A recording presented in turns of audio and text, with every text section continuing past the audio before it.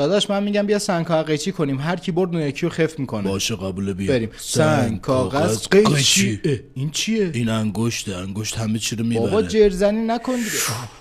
بتمن بیا کمکم کن. بابا اگه گذاشتی 2 دقیقه ما بازی کنیم. تو که چشمات خیلی قشنگه، رنگ چشمات خیلی عجیبه، تو که این همه نگاهت واسه چشمام گرم و نجیبه. داداش من هیچ وقت نفهمیدم تو که چش کجا اینجا میشه تو که چش. نگاه کن میدونستی یا نه؟ ببین ولنتاین داره کدومن میاد. خب پس اون دختر آدرسیه چی شد؟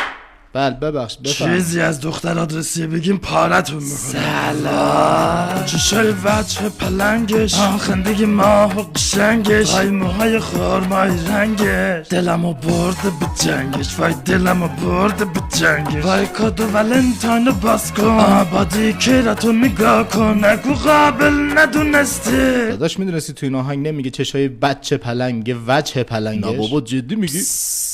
واو این تیکه آزاد صمدی نبود؟ بابا نگن دیگه. داداش حالا میذاری من خفتت کنم؟ بابا چیزی نداره. بابا من انگشت آوردم یعنی چی؟